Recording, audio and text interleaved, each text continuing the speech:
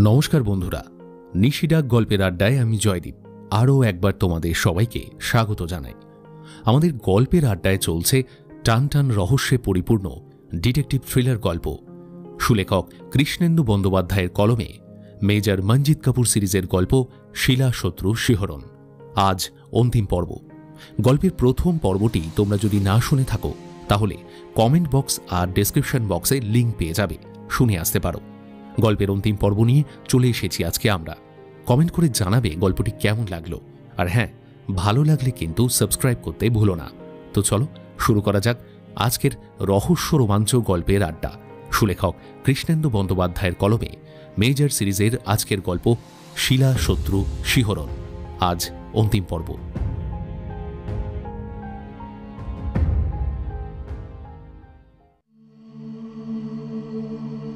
যোগিয়াকার তার আদি সুষিপ্ত এয়ারপোর্টে নামার পর লাগেজ নিয়ে বাইরে বেরিয়ে ট্যাক্সি ধরলাম। তখন পড়ন্ত বিকেল। প্রথমে সিঙ্গাপুর এয়ারলাইন্সের ফ্লাইটে সরাসরি ইন্দোনেশিয়ার রাজধানী জাকার্তা। সেখান থেকে ফ্লাইট বদল করে মাত্র 1.25 ঘন্টার উড়ানে এই যোগিয়াকার্তায় এসে পৌঁছেছি আমরা। বিকেলের আলোয় ছোট্ট শহরটা দেখতে মন্দ লাগছিল না। তাছাড়া একটু আগে আকাশ থেকেও চোখে পড়েছিল আশেপাশে আধুনিকতার বিস্তার সত্ত্বেও গোটা অঞ্চলটা যেন প্রাচীন মন্দিরের অলঙ্কারে ভূষিত হয়ে আছে। ইতিহাসের ছোঁয়া যেন স্পষ্ট গায়ে এসে লাগছিল। বুঝতে পারছিলাম মধ্য জাভার এই অঞ্চলটা কী কারণে সারা বিশ্বের টুরিস্টদের কাছে এতটা আকর্ষণীয়। তবে চারিদিক জুড়ে অজস্র ছোট বড় মন্দির থাকলেও বড়বুদুরের মতো খ্যাতি আর কেউই পায়নি। বলা বাহুল্য, আমরা চারজনই এসেছি একসঙ্গে। তবে মেজর বা অনুপবাবু আগে এখানে এলেও আমি বা অরিন্দম কেউই এর আগে জাভার এদিকটায় আসেনি। তাই ট্যাক্সিতে হোটেলের দিকে যেতে যেতে দুপাশের দৃশ্য দেখে নিচ্ছিলাম প্রাণ ভরে। আজ আমাদের রেস্ট ছাড়া অন্য কোনো প্ল্যান নেই, কারণ 24 ঘন্টার টানা জার্নির ধকলটা আগে কাটাতে হবে। তাই এয়ারপোর্টের কাছাকাছি হোটেল সাতোরিয়া বুক করা হয়েছে শুধু আজকের জন্য। আজ রাতটা এখানে কাটিয়ে আমরা যাত্রা করব ব্রাহ্মণান মন্দিরের দিকে। সেখানে মন্দিরের খুব কাছেই একটা হোটেলে আমরা পরের দিনগুলো কাটাবো। হোটেলে পাশাপাশি দুটো রুম নেওয়া হয়েছে। একটা রুমে আমি আর মেজর, অন্যটায় অনুপবাবুর সঙ্গে থাকবে অরিন্দম। যে যার রুমে ঢোকার মুখে মেজর বললেন, অনুপবাবু, আপনি ফ্রেশ হয়ে নিয়ে আগে ফোনটা করে ফেলুন। দেখুন মিস্টার আলম কখন আসবেন, সেই অনুযায়ী আমাদের কালকের চেক আউটের টাইমটা ঠিক করতে হবে। অনুপবাবু মাথা নেড়ে ঘরে ঢুকে গেলেন। আমরাও ঢুকলাম আমাদের ঘরে। ভেতরে ঢুকে ব্যাগপত্র গুছিয়ে রাখা, টুকিটাকি দরকারি জিনিসগুলো বের করে হাতের সামনে রাখা, এইসব করতে করতে আগামী দিনগুলোর কথা ভাবছিলাম। হই হই করে মেজরের সঙ্গে তো চলে এলাম, কিন্তু আমাদের সামনে কি আছে তার কিছুই জানি না। কোনো আন্দাজ করাও সম্ভব হচ্ছে না। হয়তো এমন কোনো বিপদের মুখে আমরা পড়ব যেরকম বিপদে আগে কখনো পড়তে হয়নি। হয়তো তাতে জীবনটা নিয়েই টানাটানি পড়ে যাবে। কিন্তু তাই বলে পিছিয়ে যাবার কোনো প্রশ্নই ওঠে না, কারণ এই মুহূর্তে যে ইন্দোনেশিয়ায় আমরা পা রেখেছি, বছর 3 আগেই এখানেই ভয়ঙ্কর বিপদসংকুল এক দ্বীপে কোমোডো ড্রাগনের মুখোমুখি হয়েছিলাম আমরা। সেই সাংঘাতিক অভিজ্ঞতা জীবনেও ভুলতে পারবো না। অথচ চীনের টাকলামাকান মরুভূমির কাছে সেই যে চোরাচালান দলটার পিছু নিয়েছিলাম আমরা, তখন একটা সুড়ঙ্গের মধ্যে তাদের টাইম বোমার মুখ থেকে প্রাণ নিয়ে ফিরে আসা, সেও কি কম বিপদে ছিল? সেসব অভিজ্ঞতা যার জীবনে না হয়েছে সে কিছুতেই অনুভব করতে পারবে না। কাজেই পিছু হটার কোনো প্রশ্নই ওঠে না। আর সবচেয়ে বড় কথা, আমাদের সঙ্গে আছেন মেজর মঞ্জিত কাপুর। এর চেয়ে ভরসার কথা আর কি থাকতে পারে? তাঁরই সাহচর্যে তো জীবনে দুর্লভ আনন্দের সন্ধান পেয়েছি। অতএব সব ভুলে এখন শুধু মিস্টার আলমের আগমনের প্রতীক্ষা। মিস্টার আলম সারি হচ্ছেন ইউনেস্কোর ইন্দোনেশিয়ান অফিসের এক বড় কর্তা। এখানকার অনেক মন্দিরের মতো এই ব্রাহ্মণান মন্দিরও ইউনেস্কোর প্রাচীন হেরিটেজের আওতায় পড়ে। তাই এখানে সাধারণ ট্যুরিজমের বাইরে কিছু এক্সপ্লোর করতে গেলে তাদের অনুমতি লাগবেই। মিস্টার আলমের সঙ্গে পূর্ব পরিচয়ের সুবাদে অনুপবাবু সেই ব্যবস্থাই করেছেন।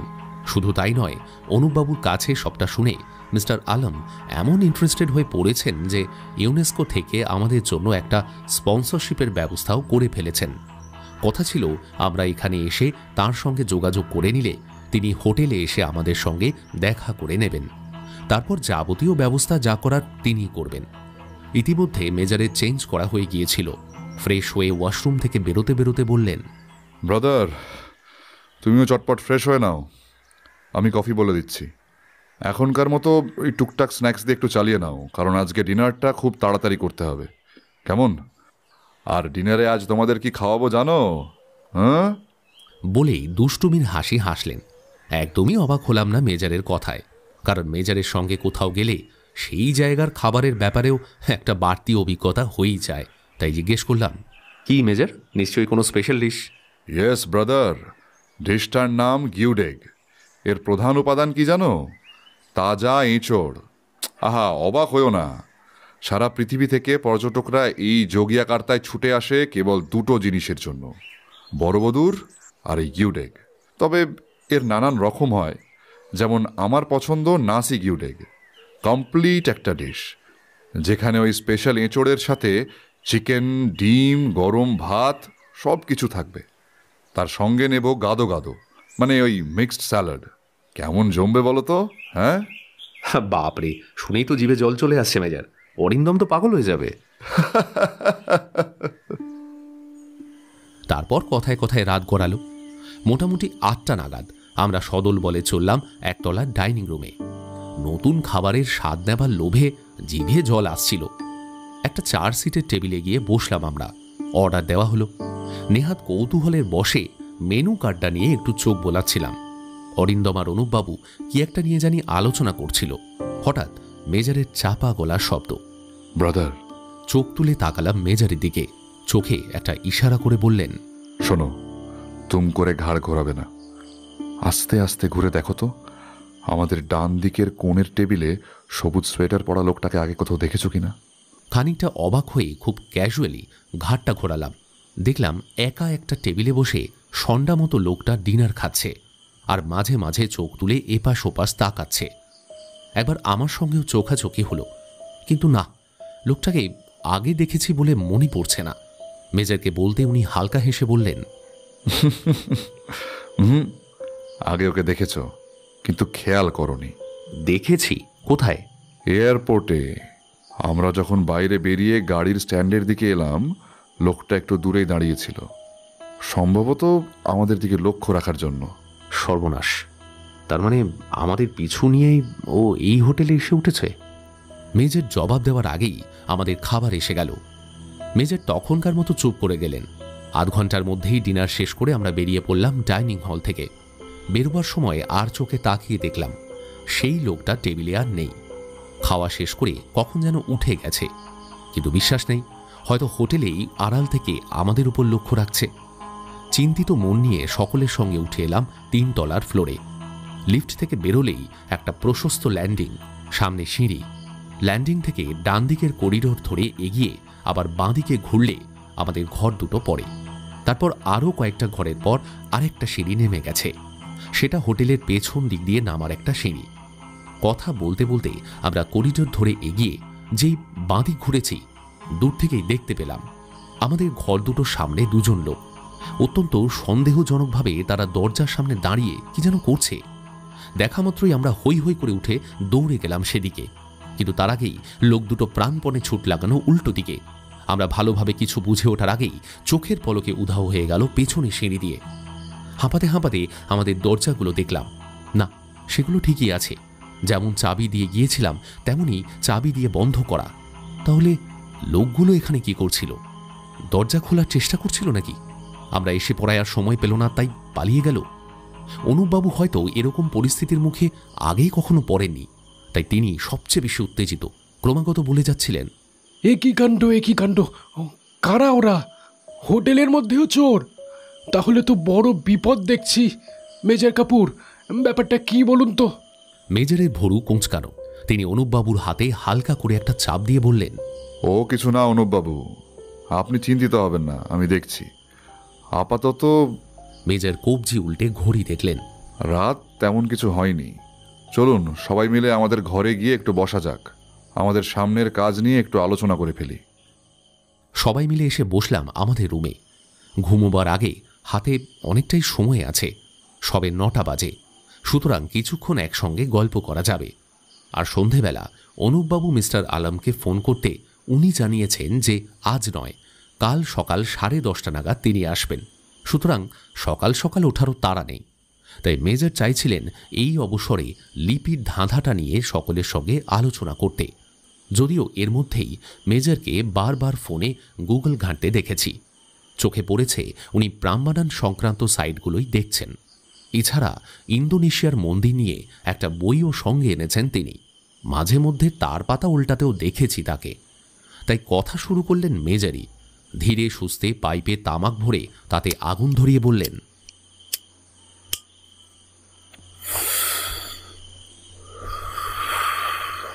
আচ্ছা অনুপবাবু, আপনার কি মনে হয় এই বান্দুং আর রোরোর যে মিথটা, এটা কি শুধুই বানানো গল্প, নাকি এর কোনো বাস্তব ভিত্তি ছিল? না না, আমি রাজা পিকাতানের সঙ্গে মিলের কথা বলছি না। আমি বলছি এই গল্পের চরিত্ররা, এরা কি বাস্তবে ছিল? না, মানে সেটা ঠিক নিশ্চিত করে বলতে পারবো না মেজর। তবে এই ধরনের গল্প তো পুরোটা বানানো গল্প হয় না। হয়তো সামান্য একটা বাস্তব থেকে অতিরঞ্জিত হয়ে মুখে মুখে ছড়িয়েছে। হয়তো এরকম দুটো রাজ্য সত্যিই কখনো ছিল। হয়তো বাংদুং বা রোরোরামে দুজন সত্যিই ছিল। ইয়েস, আমি এই কথাটাই বলতে চাইছিলাম অনুপবাবু। প্রাচীন জাভায় এইসব রাজ্য বা চরিত্র নিশ্চয়ই ছিল, কারণ এখনও প্রাম্বানানের কাছে রাতুবোকো প্যালেস কিংবা পশ্চিম জাভার রাজধানী বান্দুং শহরের উপস্থিতি সেটাই প্রমাণ করে। আর ঠিক সেরকমই এই যে মন্দিরটার কথা লিখেছে, দেখুন, এই যে দেখুন। মেজর সেই অনুবাদ করা কাগজটা মেরে ধরলেন বিছানার উপর। দেখলাম সেখানে সবুজ রঙে হাইলাইট করা শেষ দুটো লাইন জ্বলজ্বল করছে। রানীর চক্রাবর্তে পবনদেবের করস্পর্শে বেন্দুং মন্দিরে মুক্ত হবে নদীর রুদ্ধপথ। মঞ্জুশ্রীর পথে 3 পুরুষের বিপুল রত্নরাজি নিয়ে অপেক্ষায় রইল মহেশ্বরের সঙ্গীরা। সেখানেই আঙুল রেখে মেজর বললেন, এই যে এই বেন্দুং মন্দিরের কথা এখানে বলা হয়েছে, সেটা যে বান্দুং থেকেই এসেছে সে নিয়ে আমার কোনো সন্দেহ নেই। আর বোঝাই যাচ্ছে এই মন্দিরের রত্ন ভাণ্ডারের সঙ্গে ওতপ্রোতভাবে জড়িত।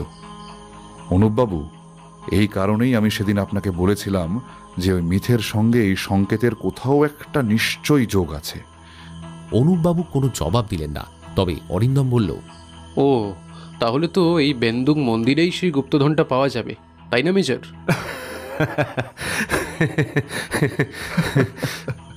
সরি ব্রাদার, জ্যোতিষটা আমার শেখা হয়নি, তাই এই মুহূর্তে সেটা বলতে পারছি না। তবে হ্যাঁ, ম্যাপে দেখলাম প্রাম্বানান মন্দিরের পশ্চিম সীমানার কাছেই এই বেন্দুং মন্দির, আর তার পাশ দিয়েই বয়ে যাচ্ছে ওপাক নদী। ইতিহাস বলছে মন্দির তৈরির সময় এই ওপাক নদীর পথ রুদ্ধ করে তার গতিপথ ঘুরিয়ে দেওয়া হয়েছিল। আবার লিপি বলছে এই বেন্দুং মন্দিরেই মুক্ত হবে নদীর রুদ্ধপথ। এখন প্রশ্ন হচ্ছে, এখানে কি ওপাক নদীর কথাই বলা হচ্ছে? মানে সেক্ষেত্রে নদীর রুদ্ধপথ মুক্ত হবে কিভাবে? আর তার সঙ্গে রত্ন ভাণ্ডারেরই বা কি সম্পর্ক? ধাঁধা ধাঁধা, জটিল ধাঁধা ব্রাদার। মেজরকে চিন্তিত দেখে আমি বললাম, আচ্ছা মেজর, বেন্দুং ছাড়াও ওই মঞ্জুশ্রী মন্দিরের কথাও তো বলা হয়েছে লিপিতে। সেখানেও তো এই রত্নভাণ্ডার থাকতে পারে। এটা তো ঠিক বলেছ ব্রাদার। ইস, আমার মাথায় আগে আসেনি। তবে রত্ন ভাণ্ডার যেখানেই থাক না কেন, এই দুটো মন্দিরের মধ্যে কানেকশন তো একটা নিশ্চয়ই আছে। ঠিক আছে, সেটা না হয় স্পটে গিয়ে খুঁজে দেখলে পাওয়া যাবে। কিন্তু আমার খটকা অন্য জায়গায়। ওই যে প্রথমেই বলছে না, রানীর চক্রাবর্তে পবনদেবের করস্পর্শে, এইখানটাতেই জব্বর ফেসে যাচ্ছি।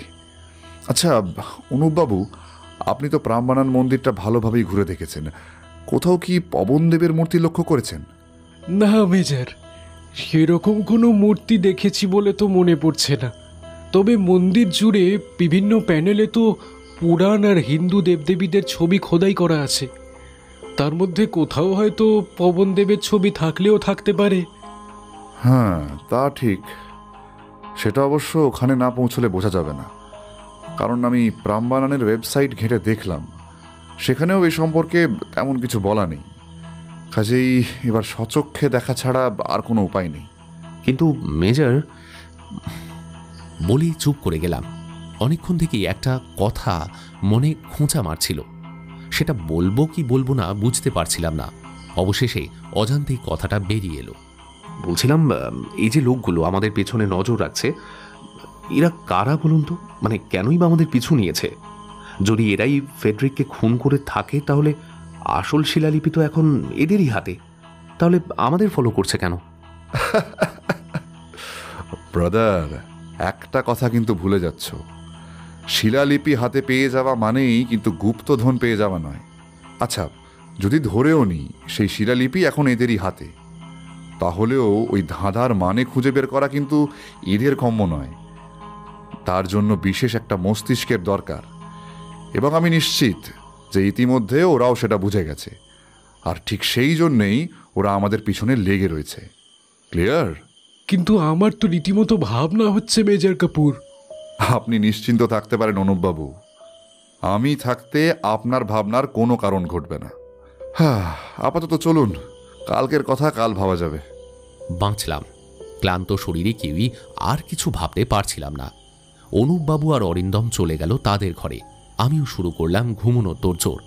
তবে ঘুম আসার আগে পর্যন্ত দেখলাম মেজর তার মাথার কাছে বেডল্যাম্প জেলে সেই কাগজটা চোখের সামনে ধরে চিন্তায় মগ্ন হয়ে আছেন। আশ্চর্য স্ট্যামিনা বটে।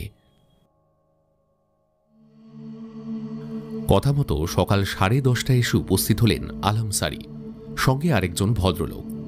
গতকাল তাঁদের এই সময় আসার কথা ফাইনাল হবার আগেই আমরা আমাদের প্ল্যানিং করে ফেলেছিলাম।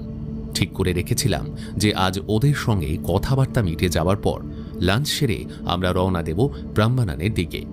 এই সিদ্ধান্ত নেবার পর আমরা যোগাযোগ করেছিলাম হোটেল ম্যানেজারের সঙ্গে। ভদ্রলোক দেখলাম বেশ মিশুকে, উপকারীও। আমাদের কথা শুনে তৎক্ষণাৎ ফোন টোন করে একটা গাড়ির ব্যবস্থা করে দিলেন। সেই গাড়ি আমাদের শুধু ব্রাহ্মণানে পৌঁছে দেওয়াই নয়, আমরা যতক্ষণ না ফিরি গাড়িটা সেখানেই থাকবে আর আমাদের দরকার মতো আমরা ব্যবহার করব।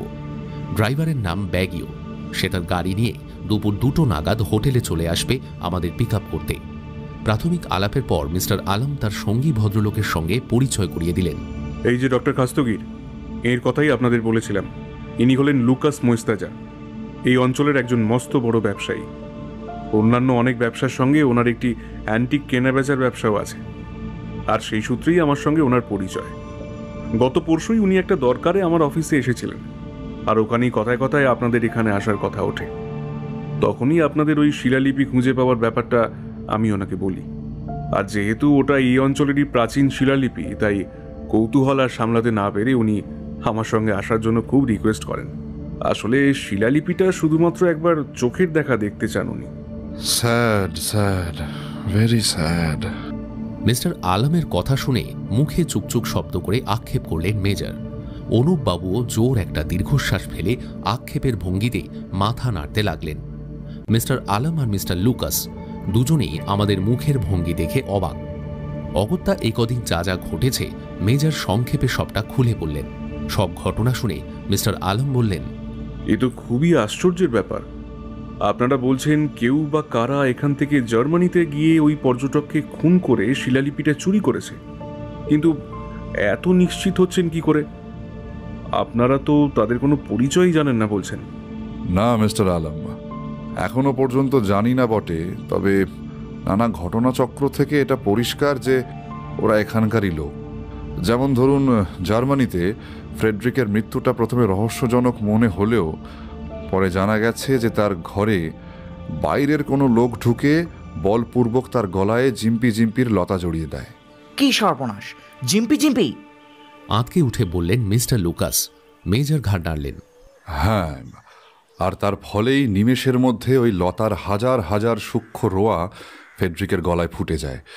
হৃৎপিণ্ড অবশ হয়ে মৃত্যু হয় তার। সেই সঙ্গে তার টেবিল থেকে শিলালিপিটাও উধাও হয়ে যায়। দ্বিতীয়ত, এই ঘটনার কয়েকদিন আগে থেকেই তার বাড়ির চারপাশে কিছু অচেনা লোককে দেখা যায়, যাদের পোশাক জার্মানিতে বেমানান। আর তারপর আমাদের এই ইন্ডিয়াতেও তো এই জিম্পি জিম্পির আবির্ভাব হয়। ইনফ্যাক্ট সেই দিন আমরা না থাকলে ডক্টর খাস্তগির নিজেই তার শিকার হয়ে পড়তেন। কি তাই তো অনুপবাবু? কথা থামিয়ে অনুপবাবুর দিকে তাকান মেজর। আমরাও একই সঙ্গে তার দিকে তাকাতে অনুপবাবু একটু বিব্রত মুখে মাথা নেড়ে সম্মতি প্রকাশ করলেন। মিস্টার লুকাস বিস্মিত হয়ে বললেন, মাই গড! হ্যাঁ, কাজেই এবার বলুন, এই জাভার বুকে একটা প্রাচীন শিলালিপি খুঁজে পাওয়া, সেখান থেকে এক গুপ্ত রত্নভাণ্ডারের উল্লেখ, তারপর সেই শিলালিপির সন্ধানে অন্য দেশ পর্যন্ত পিছু ধাওয়া করে যাওয়া, এবং সর্বোপরি এই জিম্পি জিম্পি লতা, যা শুধু এই ইন্দোনেশিয়াতেই পাওয়া যায়। এই সমস্ত তথ্যগুলো থেকে কি মনে হয় এ কাজ কারা করতে পারে? আপনার কথাগুলো যথেষ্ট যুক্তিসঙ্গত মিস্টার কাপুর। তার মানে এই শিলালিপি খুঁজে পাওয়া আর তার মধ্যে রত্নভাণ্ডারের সংকেত, এই খবরটা তাদের কাছে আগেই পৌঁছে গেছে। অবশ্যই, আর সেটা কিভাবে হয়েছে সেটাও খানিকটা অনুমান করতে পেরেছি। দেখা যাক আমার অনুমান মেলে কিনা। তবে এখানে আমরা তো চোর ধরতে আসিনি, এসেছি ওই রত্নভাণ্ডারের সন্ধানে। কাজেই সেই কাজটাই আমরা করব। আপনি শুধু আমাদের অনুমতির ব্যবস্থাটা একটু করে দিন। ও শিওর, সেটা আমি রেডি করে এনেছি মিস্টার কাপুর।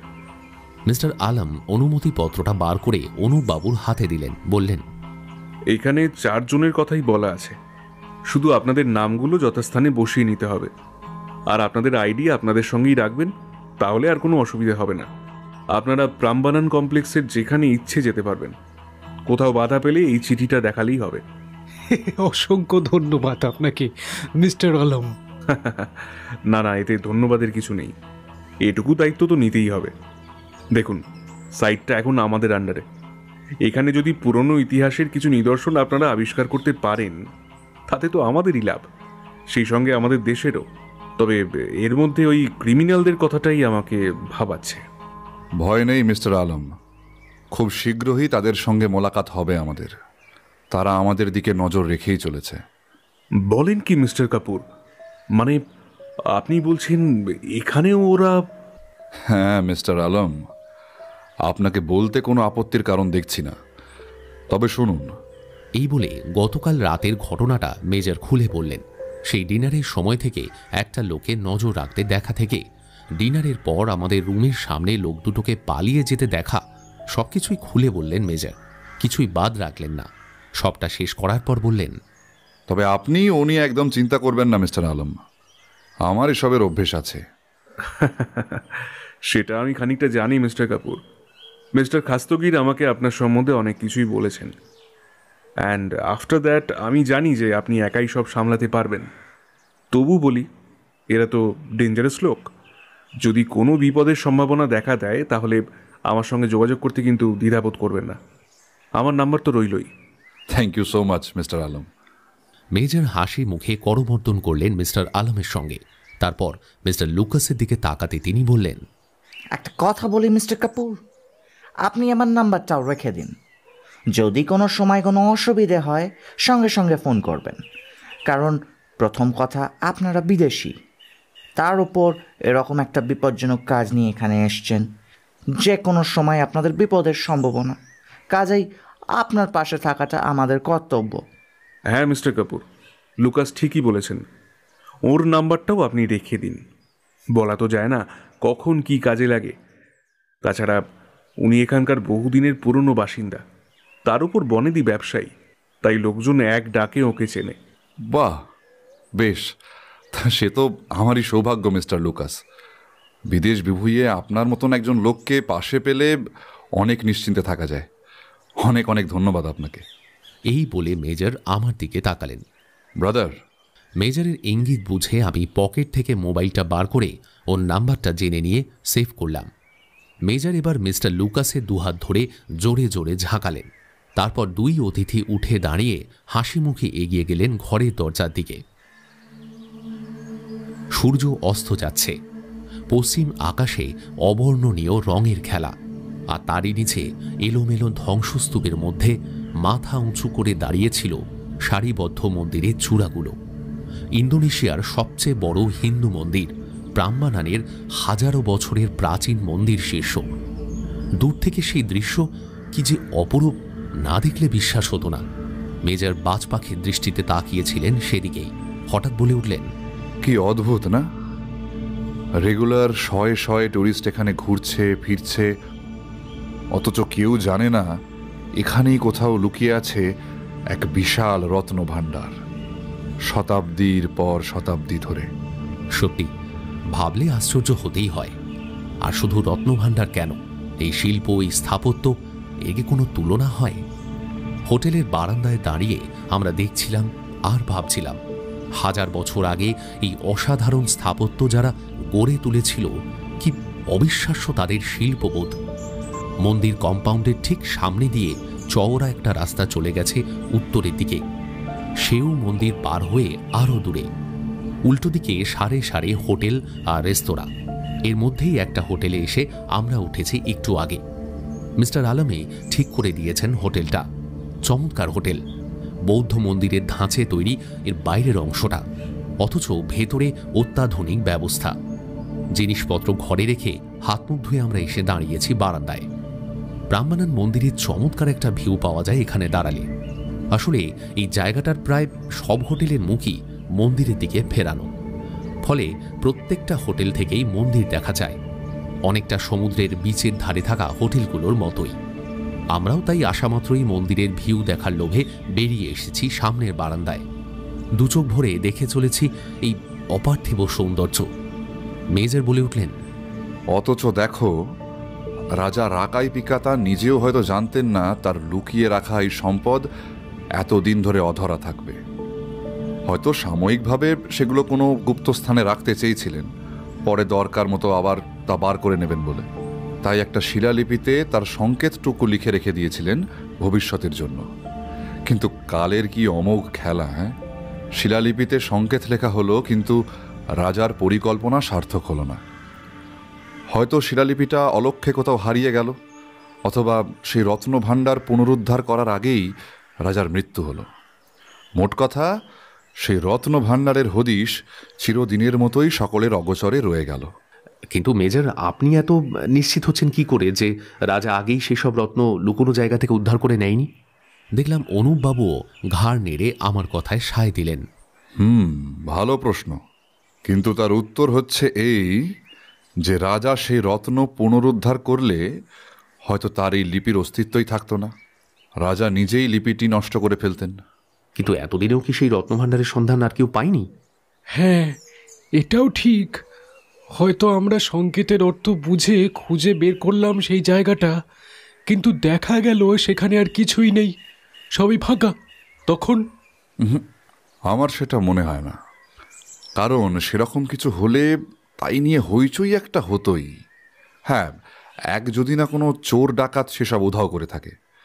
কিন্তু সেখানেও প্রশ্ন আছে। মানে, এই শিলালিপি যেহেতু এতদিন কারোর হাতে পড়েনি, তাই সংকেত ভেদ করে সেই ভাণ্ডারের সন্ধান পাওয়া কারোর পক্ষে সম্ভব নয় খুব একটা। আর অন্যদিকে দেখুন, ধরুন কোনো মন্দিরের দেওয়ালের পেছনে বা কোনো গুপ্ত কক্ষে অথবা মাটির নিচে হয়তো কোথাও সেই রত্নভাণ্ডার ছিল। এখন অ্যাক্সিডেন্টালি হঠাৎ দেওয়াল ভেঙে গিয়ে বা মাটি ধসে গিয়ে সেই ঘর বেরিয়ে পড়ল, তাহলে ধনরত্ন চুরি হয়ে গেলেও সেই দুর্ঘটনার খবর তো যেভাবেই হোক জানা যেত, তাই না? কাজেই রত্নভাণ্ডার যে এখনও কেউ খুঁজে পায়নি, এ ব্যাপারে আমি নিশ্চিত।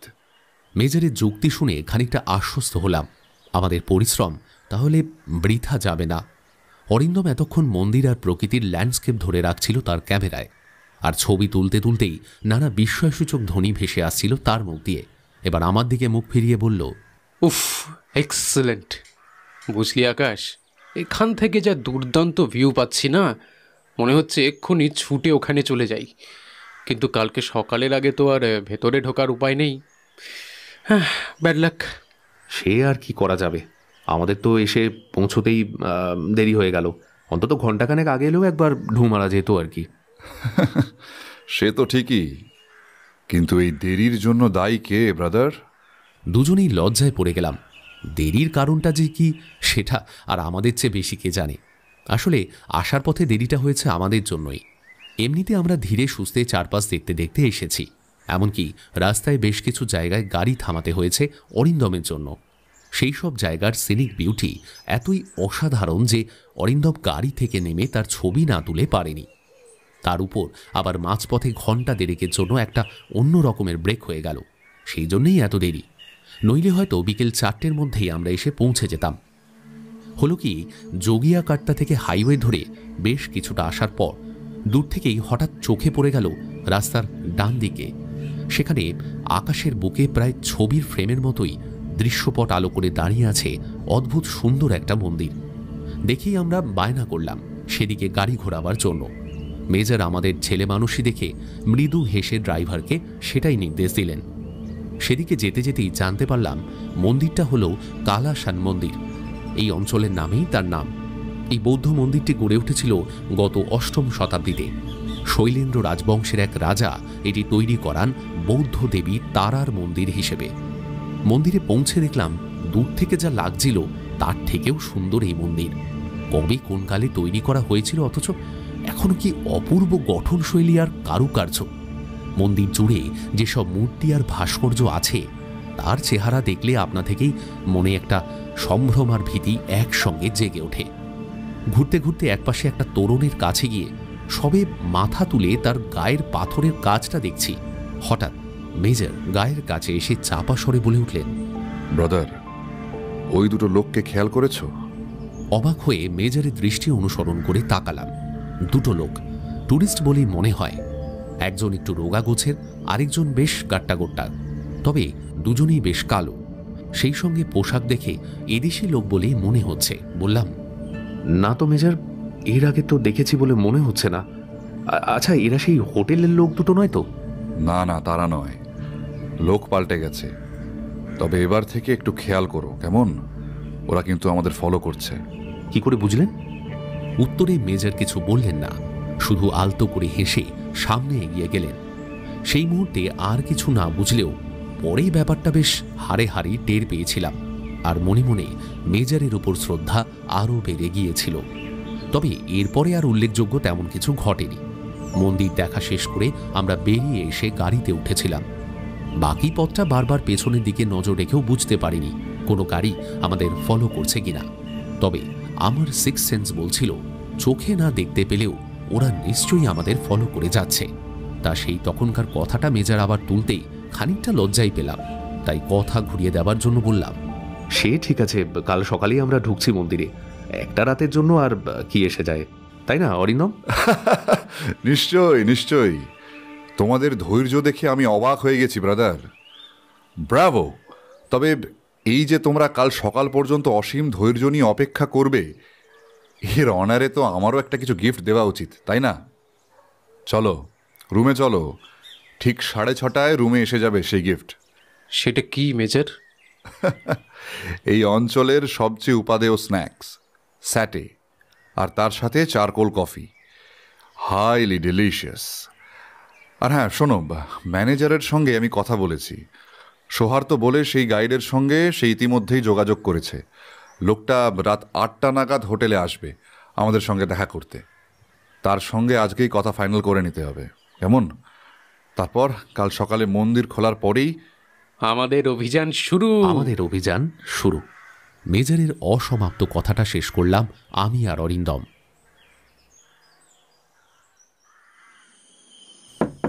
রাত ঠিক 8টা বাজতেই আমাদের ঘরের দরজায় নক করার শব্দ। দরজা খুলে দেখি লম্বা মতো একটা লোক, পরনে এখানকার স্থানীয় পোশাক। দরজা খুলতেই সে একটু ঝুঁকে পরিষ্কার ইংরেজিতে বলল, গুড ইভিনিং স্যার। আমি কিছু বলার আগে ঘরের ভেতর থেকে মেজর ডাকলেন, yes Souhardya, please come in. তক্ষুনি আমার মাথা এলো, আরে তাই তো, এ তো সেই দোভাষী লোকটা। ঠিক সময় এসে গেছে। সাদরে ঘরে এনে চেয়ারে বসালাম। মেজর বিছানায় আধশোয়া হয়েছিলেন। উঠে বসে তার সঙ্গে কথা বলতে শুরু করলেন। মেজরের মুখ দেখে মনে হলো সৌহার্দ্যর এই সময়ানুবর্তিতা বেশ খুশি করেছে তাকে। বেশ কিছুক্ষণ কথা চলল। এর মধ্যেই আমি পাশের ঘর থেকে অনুপ বাবুকেও ডেকে এনেছিলাম। তাকে দেখা মাত্র চিনতে পারল সৌহার্দ্য, আর তারপর তাকে গাইড হিসাবে আমাদের সঙ্গে পেতে আর কোনো অসুবিধে হলো না। সানন্দেই রাজি হয়ে গেল সে। কথা হলো আগামীকাল সকালে মন্দিরের গেটেই দেখা হবে। সৌহার্দ্য বেরিয়ে গেল 8:30টার সময়। তারপরই ঘরের ফোনটা বেজে উঠল। মেজর ফোনটা ধরে কথা বললেন, তারপর ফোনটা রেখে দিয়ে বললেন, মিস্টার লুকাস আসছেন দেখা করতে। অবাক হয়ে গেলাম। কি আশ্চর্য লোকটার ভদ্রতাবোধ! নিজে থেকেই আমাদের সুবিধে অসুবিধের ব্যাপারে খোঁজ নিতে আসছেন। এরকম তো সচরাচর দেখাই যায় না। মিনিট 5 মধ্যেই ঘরে এসে ঢুকলেন মিস্টার লুকাস। মেজর উঠে দাঁড়িয়ে তার সঙ্গে করমর্দন করে সাদরে তাকে বসালেন। হাসি মুখে চেয়ারে বসেই মিস্টার লুকাস বললেন, ওয়েল মিস্টার কাপুর, কখন এসে পৌঁছলেন?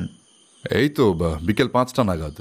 কিন্তু মিস্টার মোয়েস্তাজা, আপনি যে আমাদের খোঁজে একেবারে হোটেলে চলে আসবেন এ তো আমি ভাবতে পারিনি। কেন, আপনি কি মিস্টার আলামের মতো আমারও অতিথি নন? আপনারা আমাদের দেশে এসছেন, সুতরাং আপনাদের ভালো মন্দ দেখা, খোঁজ খবর নেয়া তো আমারও দায়িত্বের মধ্যে পড়ে, তাই না? Oh sure, thank you very much for that. আমরা সত্যি কৃতজ্ঞ। কি বলো ব্রাদার? মেজর আমার দিকে তাকালেন। আমিও এক বাক্যে মাথা নাড়লাম। সে আর বলতে। আচ্ছা, ভালো কথা। আপনি কফি খাবেন তো? আমি কিন্তু কফি অর্ডার দিয়ে দিয়েছি। No problem, no problem. আর তখনই হোটেলের ওয়েটার নক করল দরজায়। তারপর আবার এক প্রস্থ চারকোল কফি খেতে খেতে জমে উঠল আড্ডা। দেখলাম মিস্টার লুকাস বেশ মিশুকে মানুষ, সেই সঙ্গে এই অঞ্চল সম্পর্কে জানেনও যথেষ্ট। এখানকার বিভিন্ন মন্দির সম্পর্কে বেশ কিছু অজানা তথ্য জানা হয়ে গেল। তবে আমার একটা অন্য বিষয়ে কৌতূহল জাগছিল। দোনামোনা করতে করতে সেটা বলেই ফেললাম। আচ্ছা মিস্টার লুকাস, আপনার কিসের ব্যবসা? মানে একটা তো শুনলাম ওই অ্যান্টিক জিনিসের ব্যবসা করেন, তাছাড়া আর কিছু আছে? মিস্টার লুকাস একবার মেজরের মুখের দিকে তাকালেন, তারপর বলতে শুরু করলেন। হ্যাঁ, ঠিকই শুনেছেন। আমি অ্যান্টিক কেনাবেচা করি বটে, তবে সেটা আমার আসল ব্যবসা নয়। অথচ দেখুন, এটা দিয়েই কিন্তু আমার ব্যবসায় হাতে খড়ি। অ্যাকচুয়ালি আজ থেকে 15-20 বছর আগে পর্যন্ত কিন্তু এটাই ছিল আমার একমাত্র ব্যবসা। তারপর আর কি, ও ব্যবসাটা আস্তে আস্তে বন্ধ হতে বসলো। আসলে এই অঞ্চলের মন্দিরগুলো যতদিন এক্সপ্লোর করা হচ্ছিল ততদিন এই ব্যবসাটা ভালোই চলছিল। তারপর আস্তে আস্তে সরকারি অধিগ্রহণ শুরু হলো, আর অ্যান্টিকের ব্যবসাও লাটে উঠতে শুরু করলো। তখন অন্য 2-4টে ব্যবসা করতে শুরু করলাম। এই ধরুন বিল্ডিং ম্যাটেরিয়ালস, ট্রান্সপোর্ট, এই ধরনের 2-4টে ব্যবসা আমার আছে। আর কি। কথা শেষ করে মিস্টার লুকাস হাসলেন। প্রত্যুত্তরে আমিও মৃদু হাসলাম। মনে মনে ভাবছিলাম, তার মানে ইনি তো বিশাল বড় ব্যবসায়ী, অথচ একটু অহংকারী নন। কেমন সাধারণভাবেই আমাদের সঙ্গে মেলামেশা করছেন। রীতিমতো শ্রদ্ধা জাগল ভদ্রলোকের ওপর। আরও প্রায় আধ ঘন্টা মিস্টার লুকাস ছিলেন আমাদের ঘরে। যাবার সময় আরেকবার স্মরণ করিয়ে দিলেন যেন আমরা যে কোনো সমস্যায় পড়লেই ওকে ফোন করি, উনি সর্বতোভাবে আমাদের সাহায্য করবেন। মেজর আরেকবার কৃতজ্ঞতা জানিয়ে ওকে দরজা পর্যন্ত এগিয়ে দিলেন। ঘড়িতে 9:30 বেজে গিয়েছিল। মেজর ফোন করে ডিনারটা ঘরেই সার্ভ করতে বলে দিলেন। খেয়ে দিয়ে চটপট শুয়ে পড়লাম। আগামীকাল কি হবে জানি না। এইসব নিয়ে 7-5 ভাবতে ভাবতে কখন যেন ঘুমিয়ে পড়লাম নিজেই জানি না। যেরকম কথা ছিল সেই মতোই সকালবেলা আমাদের সবার টিকিট কেটে নিয়ে মন্দিরের টিকিট কাউন্টারের সামনে দাঁড়িয়েছিল সৌহার্দ্য। আমরা গিয়ে পৌঁছতেই ঝটপট আমাদের হাতে টিকিটগুলো ধরিয়ে দিল। আমরা গেটের দিকে এগোলাম। চত্বরে ঢোকার পর মেজর বললেন, আচ্ছা ব্রাদার, আমরা কিন্তু প্রথমে গোটা মন্দিরটা এক চক্কর ঘুরে দেখব, ঠিক আছে? আগে একটা আউটলাইন নলেজ নিয়ে নেওয়া খুব দরকার। তারপর রত্নভাণ্ডারের ব্যাপারটা নিয়ে মাথা ঘামাবো, কেমন? আমরা ঘাড় নেড়ে সায় দিলাম। এদিকে সৌহার্দ্য ইতিমধ্যেই তার কাজ শুরু করে দিয়েছে। মন্দিরের ইতিহাস বলে চলেছে গড় করে। কিভাবে নবম শতাব্দীর মাঝামাঝি সঞ্জয় রাজবংশের রাজা রাকাই পিকাতানের হাতেই মন্দির তৈরি শুরু হয়েছিল, সমাপ্ত হয়েছিল অন্যান্য রাজাদের হাতে। তারপর 930 সালে মাতরম রাজ্য এখান থেকে পূর্ব জাভায় সরে যাওয়ার ফলে মন্দিরটি পরিত্যক্ত হয়ে পড়ে। এরপর 1600 শতাব্দীর এক ভয়ঙ্কর ভূমিকম্পে মন্দিরটি মাটির তলায় মিশে যায়, আর তার পুনরুদ্ধার হয় একেবারে 19বিংশ শতাব্দীর প্রারম্ভে। এসব কথাই সে মুখস্থের মতো বলে যাচ্ছিল, যদিও এই ইতিহাসের বেশিরভাগটাই ইতিমধ্যে মেজরের কাছে আমরা শুনেছি। তবু সৌহার্দ্যর কথায় বাধা না দিয়ে আমরা গুটি গুটি পায়ে মন্দিরের দিকে এগিয়ে চললাম। যেতে যেতে কাল থেকে মনে আসা খটকাটা আবার ঘুরপাক খেতে লাগলো মাথার ভেতরে। এই সৌহার্দ্যকে আমাদের কোন কাজে লাগবে? এই একটা মন্দির এক্সপ্লোর করার জন্য কি গাইডের খুব দরকার ছিল? বিশেষ করে মেজর এই সৌহার্দ্যের ব্যাপারই বা এত জোরাজুরি করলেন কেন, সেটাও ঠিক মাথায় ঢুকছে না। তবে কারণ একটা নিশ্চয়ই আছে, যেটা শুধু মেজরই জানেন। আর তিনি নিজে না বললে সেটা বোঝা আমাদের সাধ্য নয়। সবে সকাল 8টা বাজে। এর মধ্যেই বেশ চড়া রোদ। বেলা বাড়ার সঙ্গে সঙ্গে রোদের তেজও ক্রমশ চড়তে থাকবে। তখন এই পাথরের রাজ্যে ঘুরে বেড়ানো ভীষণ কষ্টকর হয়ে উঠবে। আমরা দ্রুত পা চালালাম। ব্রাহ্মণান মন্দিরটা মোট 3টে স্তরে বিভক্ত। মূল কেন্দ্রে আছে 8টা মন্দির। তাকে ঘিরে পাথরের একটা চৌকো সীমানা, যার প্রত্যেকটা দিকের মাঝখানে আর 4 কোণে একটা করে মোট 8টা ছোট মন্দির। আর এর বাইরে তৃতীয় স্তরে বাকি 224টি মন্দির জ্যামিতিক আকৃতিতে তৈরি করা হয়েছে। সব মিলিয়ে মোট 240টি মন্দির এই ব্রাহ্মণান চত্বরে। তবে মন্দিরের এই বিন্যাসটা ছবিতেই দেখেছিলাম আর মুগ্ধ হয়েছিলাম। সামনাসামনি দেখে মন একেবারেই খারাপ হয়ে গেল। বাইরের স্তরের 224টা মন্দিরের প্রায় কোনোটাই এখন আর আস্ত নেই। 2-4টে ছাড়া বাকিগুলো শুধুই পাথরের ধ্বংসস্তূপ। সেগুলো পেরিয়ে হাঁটতে হাঁটতে আমরা পৌঁছলাম ভেতরের দিকের মূল অংশে। মিনিট 5 হাঁটতেই চোখে পড়ল একটা অদ্ভুত দৃশ্য। স্তূপীকৃত পাথরের লম্বা টানা একটা লাইন চলে গেছে এদিক থেকে ওদিক পর্যন্ত। বুঝলাম এটাই মন্দিরের মূল অংশকে ঘিরে রাখা সেই নিচু পাঁচিল। আমাদের রাস্তাটা মিশেছে বড় একটা ধ্বংসস্তূপের মধ্যে, যার আকৃতি থেকে আন্দাজ করা যায় এটাই ছিল সীমারেখার 8টা মন্দিরের মধ্যে একটা। এর মধ্যেই দরজার ফ্রেমের মতো একটা পাথুরে অংশ কোনো ক্রমে খাড়া হয়ে এখনও টিকে আছে, আর তার মধ্যে দিয়েই ভেতরে ঢোকার রাস্তা। আশেপাশে কিছু ট্যুরিস্ট সেদিকেই এগোচ্ছে। সৌহার্দ্য বড় বড় পা ফেলে সেদিকে এগিয়ে গেল, আর তার পেছন পেছন আমরাও একে একে প্রবেশ করলাম ভেতরে, ব্রাহ্মণান মন্দিরের প্রধান কেন্দ্রবিন্দুতে। কিন্তু ভিতরে ঢোকা মাত্রই যে দৃশ্যটা চোখে পড়ল, জীবনে কোনোদিনও ভুলব না। যে যেখানে ছিলাম সেখানেই স্থানুর মতো দাঁড়িয়ে রইলাম। শুধু অজান্তেই মুখ থেকে বেরিয়ে এলো নানা রকম বিস্ময়সূচক শব্দ। আমাদের সামনে সার দিয়ে দাঁড়িয়ে আছে প্রধান মন্দিরগুলো, যাদের অসাধারণ স্থাপত্য আর শিল্পকলা দেখে চোখ ধাঁধিয়ে যাচ্ছে আমাদের। ফ্যান্টাস্টিক, লাজবাব। দেখো ব্রাদার, কি অসাধারণ ভাবনা। হ্যাঁ, শোনো, যেহেতু এই মন্দিরের প্রধান দেবতা শিব, কারণ রাজা রাকাই পিকাতান ছিলেন আদতে শৈব রাজা, তাই মন্দিরের এই মূল অংশে সবচেয়ে বড় মন্দিরটি শিবের মন্দির। একই সারিতে তার দুপাশে আছে ব্রহ্মা আর বিষ্ণুর মন্দির, আর তাদের সামনাসামনি তাদের বাহনদের মন্দির, অর্থাৎ গরুর, নন্দী আর হংসের মন্দির। এই মুখোমুখি 2 সারির মাঝে 2টি প্রান্তে 2টি ছোট মন্দির। দেখো ভালো করে, ঠিক যেন একটা 8 সিটার খাবার টেবিলের মতন সাজানো, তাই না? কি বলো? ঠিক বলেছেন মেজর। আসলে ব্রহ্মা, বিষ্ণু ও মহেশ্বর এই ত্রিমূর্তির অর্থাৎ সৃষ্টি, স্থিতি আর প্রলয়ের 3 দেবতার উদ্দেশ্য, আর সেই দেবতাদের উদ্দেশ্য করেই এই মন্দির নির্মিত।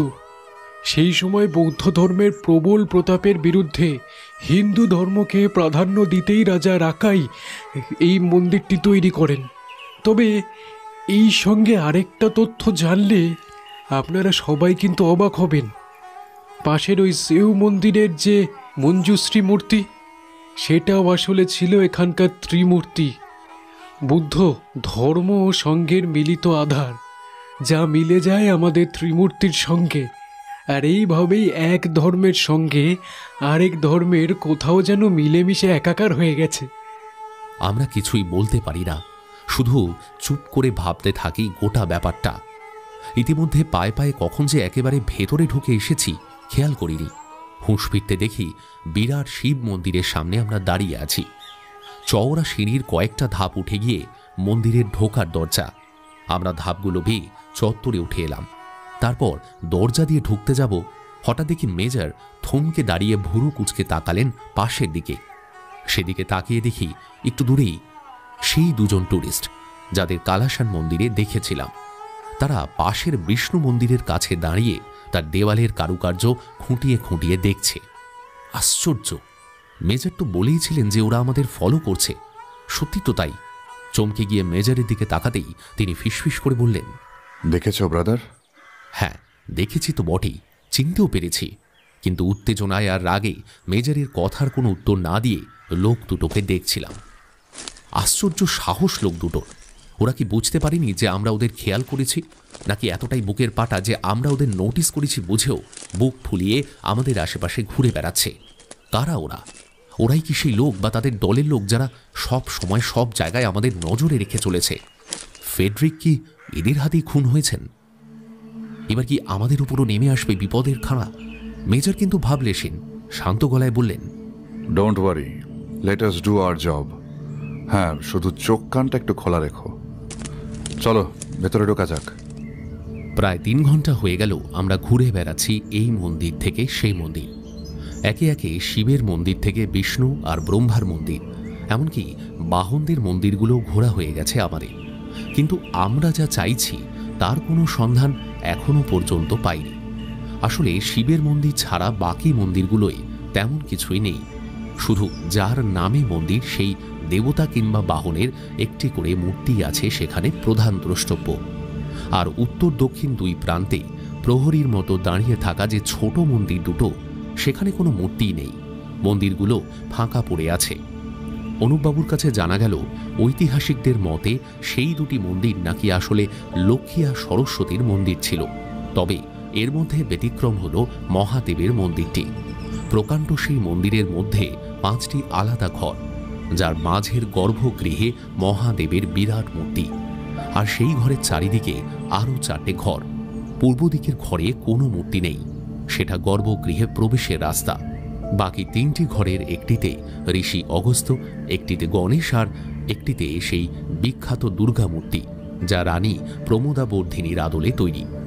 মেজর সেই ঘরে অনেকটা সময় কাটিয়েছেন, খুঁটিয়ে খুঁটিয়ে দেখেছেন সেই ঘরের প্রত্যেকটা ইঞ্চি।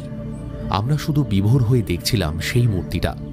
শিল্পীর হাতের নিপুণ স্পর্শে আজ এই 1100 বছর পরেও যেন জীবন্ত হয়ে আছে সে। শরীরের বিভঙ্গ থেকে হাতের অস্ত্রগুলো সব যেন বাস্তব, এক্ষুনি যেন নড়ে চড়ে উঠবে। অরিন্দম সবচেয়ে বেশি ছবি তুলল সেই মূর্তিটারই।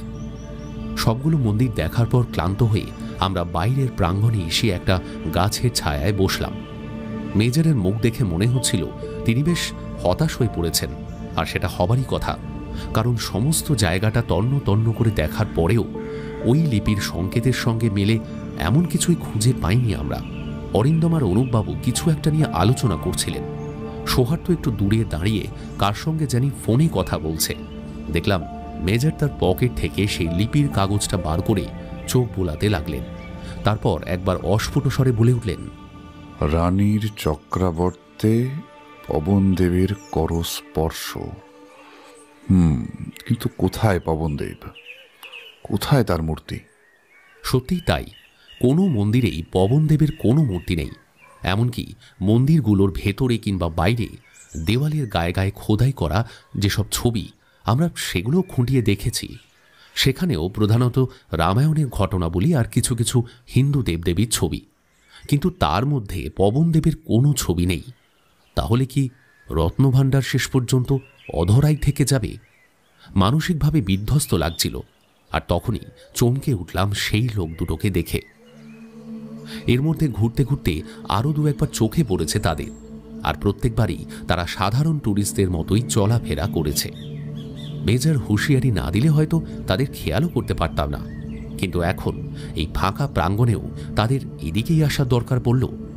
অলস পায়ে ঘুরতে ঘুরতে তারা একটু দূর দিয়ে হেঁটে একটা ধ্বংসস্তূপের আড়ালে চলে গেল। হয়তো সেখান থেকেই নজর রাখবে আমাদের। ব্যাপারটা মেজরকে বলবো বলেই ঘুরে দেখি মেজর অন্যমনস্ক।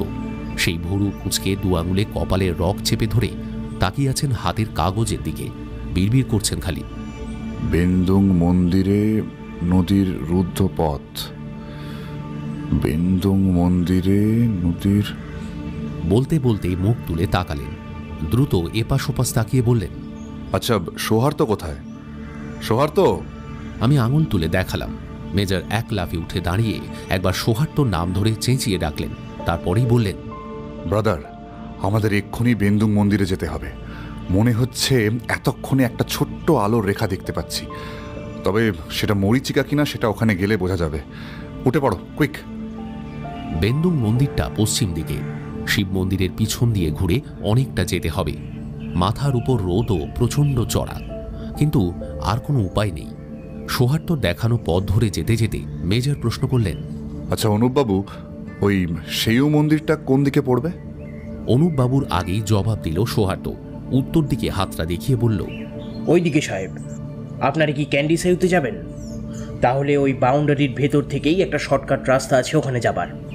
মাঝপথে আরও দুটো ক্যান্ডি ফেলে রেখে। জানি, ক্যান্ডি লুম্বাং আর ক্যান্ডি বোবরা, তাই তো সৌহার্দ্য?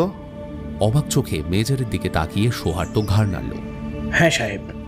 এখানকার ভাষায় ক্যান্ডি মানে মন্দির, সেটা জানতাম, কিন্তু মেজর এই জায়গার এত খুঁটিনাটি জানলেন কি করে? এও কি গুগল ম্যাপ থেকে পাওয়া? ভগবান জানেন। মেজর এবার ঘুরে অনুপবাবুর দিকে তাকিয়ে প্রশ্ন করলেন, ওই লুম্বাং মন্দিরের কাছেই আপনারা পাথরটা কুড়িয়ে পেয়েছিলেন, তাই তো অনুপবাবু? হ্যাঁ, ওই মন্দিরের পেছনের জঙ্গলে। ওখানে যাবেন নাকি মেজর? না অনুপবাবু, এখন নয়। যদি দরকার পড়ে তখন তা যেতেই হবে। আসলে ম্যাপটা মনে মনে একটু ছকে নিচ্ছি। যদি আমার অনুমান ঠিক হয় তাহলে। বলতে বলতেই মেজর চুপ করে গেলেন। বুঝে গেলাম এই মুহূর্তে তিনি আর কিছু বলবেন না। আমরা বড় বড় পা ফেলে হাঁটছিলাম। অল্প কিছুক্ষণের মধ্যেই পৌঁছে গেলাম বেন্দুং মন্দিরের কাছে। দূর থেকে দেখা যাচ্ছিল মন্দিরটা। চারিদিকে লম্বা লম্বা গাছের ছায়ায় দাঁড়ানো ছোটখাটো একটা মন্দির, কাছেই বড় সড়ো একটা হ্রদ। এই মন্দিরেই কি তাহলে লুকোনো আছে সবকিছুর সমাধান? কে জানে। একে একে মন্দিরের ভেতরে ঢুকলাম আমরা। 4 চৌকো ছোট্ট ওই ভেতরের পরিসর, কিন্তু আশ্চর্য, মন্দিরটা বেবাক ফাঁকা। ভেতরে কোনো মূর্তি নেই, শুধু পিছন দিকে দেওয়ালের সামনে একটা হাত দুয়েক উঁচু 4 চৌকো পাথরের বেদি, তারও ভগ্ন দশা। অর্থাৎ এখানে একসময় কোনো একটা মূর্তি ছিল, যার এখন চিহ্ন মাত্র নেই। কোন দেবতার মূর্তি ছিল এখানে বুঝলাম না। চোখ সরিয়ে এবার ঘরটার চারপাশে দেখতে লাগলাম। পাথরের তৈরি দেওয়াল, কিন্তু তাদের অবস্থাও জীর্ণ। তার মধ্যেই দেখা যাচ্ছে বেদির পেছনের দেওয়ালে দুপাশে পাথর কেটে তৈরি করা তাক। হয়তো পুজোর জিনিসপত্র থাকতো সেখানে। আর আমাদের দুধারের দেওয়ালে খোপ করে কাটা 2টো করে 1 হাত লম্বা কুলুঙ্গি। সেই কুলুঙ্গির ভিতরের দেওয়ালটা আবার গোল করে নকশা কাটা। মেজর চরকির মতো ঘুরছিলেন ঘরের ভেতর। একবার বেদিটা দেখছিলেন খুঁটিয়ে, একবার দেওয়াল ঠুকে ঠুকে কিছু যেন বুঝতে চাইছিলেন। হঠাৎ তার চোখ গেল দেওয়ালে সেই কুলুঙ্গির দিকে।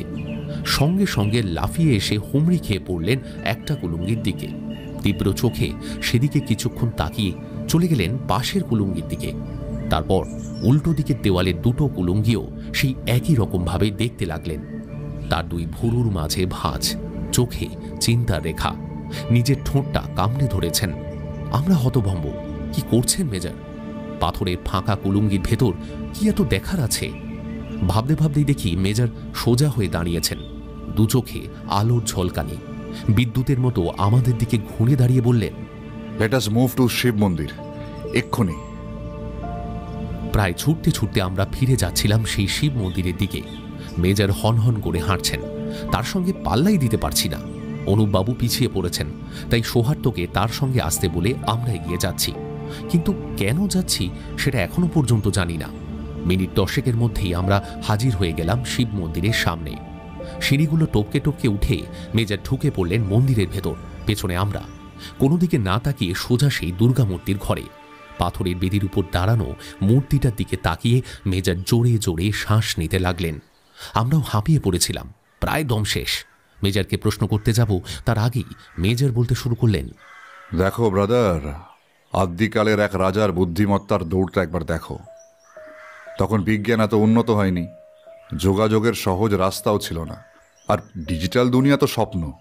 কিন্তু সেই 850 খ্রিস্টাব্দে সঞ্জয় রাজবংশের রাজা রাকাই পিকাতান তৈরি করতে শুরু করলেন এই প্রাম্বানান মন্দির। আর এই মন্দিরের মধ্যেই রানী প্রমোদাবর্ধিনীর আদলে তৈরি হলো এই দুর্গা মূর্তি। একই সঙ্গে সকলের অলক্ষ্যে এক গুপ্ত স্থানে লুকিয়ে রাখলেন অতুল এক রত্নভাণ্ডার, আর তৈরি করলেন এক সংকেত। তারপর সেটা এমনভাবে শিলালিপিতে লিখিয়ে রাখলেন যাতে সেটা পড়েও চট করে কিছু বোঝা যায় না, যেন ইতিহাসের বর্ণনা বলেই মনে হয়। কিন্তু বলো তো ব্রাদার, এই দুর্গা মূর্তি যে রানীর আদলে তৈরি, সেটা ওই লিপিতে উল্লেখ করার কি দরকার ছিল? মেজর কি বলতে চাইছেন কিছুই বুঝতে পারছি না, তাই দুজনেই চুপ আমরা। মেজর বলে চললেন, তার কারণ হলো দেবী দুর্গা আর রানী দুজনে যে এখানে সমার্থক, সেটা বোঝানো হলো এইভাবেই। আর ঠিক এই জায়গাতেই আমি ধোকাটা খেয়ে বসলাম। ওই রানীর চক্রাবর্তে কথাটায় প্রথম থেকেই আমি রানী প্রমোদাবর্ধিনীর কথাই ভাবছিলাম। একবারও বুঝতে পারিনি যে রানীর চক্র মানে আসলে এই দুর্গামূর্তির হাতের চক্র। বলেই মেজর আঙুল তুলে দেখালেন মূর্তির দিকে। পাথরের ঝকঝকে মূর্তিটা দাঁড়িয়ে রয়েছে ঘরের মাঝখানে। এই মূর্তি মায়ের মহিষমর্দিনী রূপ।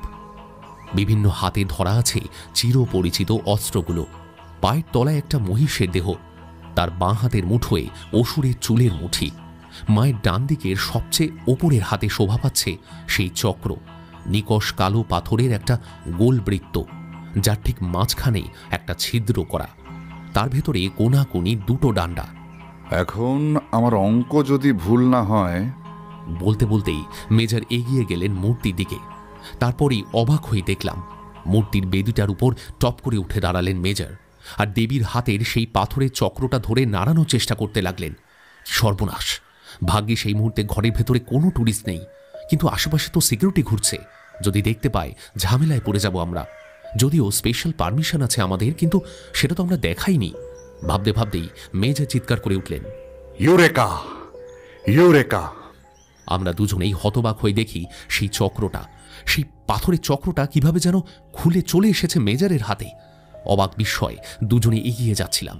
ততক্ষণে মেজর এক লাফে নেমে পড়েছেন বেদিটা থেকে। চক্রটা দুহাতে ধরে এক মনে দেখতে দেখতে দ্রুত গলায় বললেন, অরিন্দম, দেখো তো বাইরে কোথায় সিকিউরিটির লোক আছে। এক্ষুনি এখানে ডেকে নিয়ে এসো তাকে। আমাদের চিঠিটা দেখিয়ে একটা স্পেশাল পারমিশন করাতে হবে। মেজর কি বলতে চলেছেন কিছুই বুঝতে পারছি না। শুধু মেজরের কথা শুনেই অরিন্দম বাইরে বেরিয়ে গেল রক্ষীর খোঁজে। আর পরক্ষণেই ঘরে এসে ঢুকল সৌহার্দ্য, পেছনে পেছনে অনুপবাবু। ব্যাপার দেখে তাদেরও চোখ ছানা বড়া। বাহ, খুব ভালো সময় এসে পড়েছেন অনুপবাবু। শুনুন, আপনাকে একটা কাজ করতে হবে। পারমিশন লেটারটা একটু বার করুন। সিকিউরিটির লোক এলে সেটা দেখিয়ে তাকে বলবেন যে এই চক্রটা আমরা কিছুক্ষণের জন্য নিয়ে যেতে চাই বেন্দুং মন্দিরে। কাজ মিটলেই আবার নিয়ে এসে যথাস্থানে সাজিয়ে রেখে দেবো। আর ব্রাদার, পারমিশন পাওয়ার পর এই চক্রটা নিয়ে সবাই মিলে রওনা হয়ে যেও, কেমন? বেন্দুং মন্দিরে পৌঁছে আমার জন্য ওয়েট করো। আর আপনি? আমি একটা ছোট্ট কাজ সেরেই ওখানে আসছি। আপনারা যেতে যেতেই হয়তো আমি পৌঁছে যাব। আর তারপরেই শুরু হবে ভানুমতির খেল। বেশ বুঝতে পারছিলাম আমার শিরা উপশিরায় রক্তে দ্রুত চলাচল শুরু হয়ে গেছে। মনে হচ্ছে রহস্যের জবনিকা উঠতে আর দেরি নেই। সময় পার হয়ে যাচ্ছিল দ্রুত। বেন্দুং মন্দিরের সামনে গাছের ছায়ায় দাঁড়িয়ে অপেক্ষা করতে করতে ক্রমশই অস্থির হয়ে পড়ছিলাম। মেজর কোথায়? কখন আসবেন তিনি? তার ছোট্ট কাজটাই বাকি।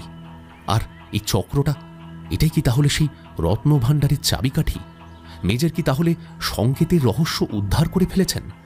একের পর এক প্রশ্ন জমা হচ্ছিল মনে। হঠাৎ দূর থেকে চোখে পড়ল মেজরকে।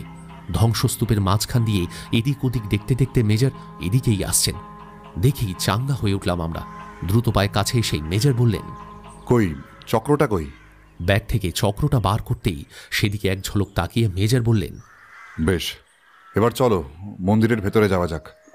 একে একে সবাই গিয়ে ঢুকলাম ভেতরে। ঘরের মাঝখানে দাঁড়িয়ে মেজর একে একে সকলের দিকে চোখ বুলিয়ে নিয়ে বললেন, হ্যাঁ, now is the time for ভানুমতির খেল। দেখুন অনুপবাবু, আপনার খুঁজে পাওয়া শিলালিপি এবার কোন অতল রহস্যের মুখোমুখি দাঁড় করায় আমাদের। ইয়েস, অতল রহস্য। আমার যুক্তি আর অনুমান বলছে এই রহস্য অতলেই লুকিয়ে আছে। কিভাবে জানেন? এই দেখুন। কথাটা অসমাপ্ত রেখেই মেজর তার বুক পকেট থেকে বার করলেন সেই শিলালিপির অনুবাদটা।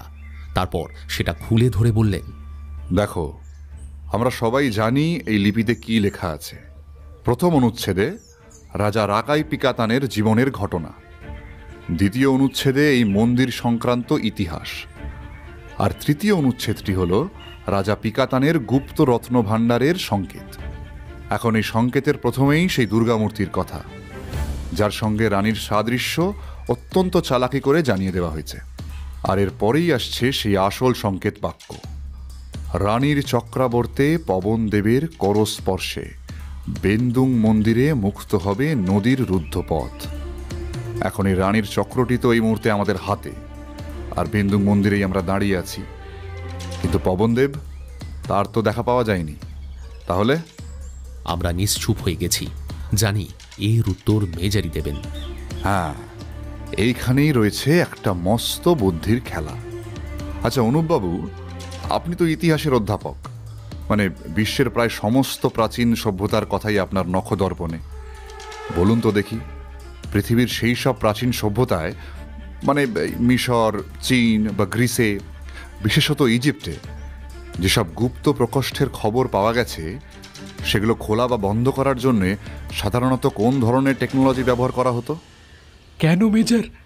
এ তো সবাই জানে। বেশিরভাগ ক্ষেত্রেই হিঞ্জি মানে হলো কবজা, নয়তো বায়ুর চাপকে কাজে লাগানো।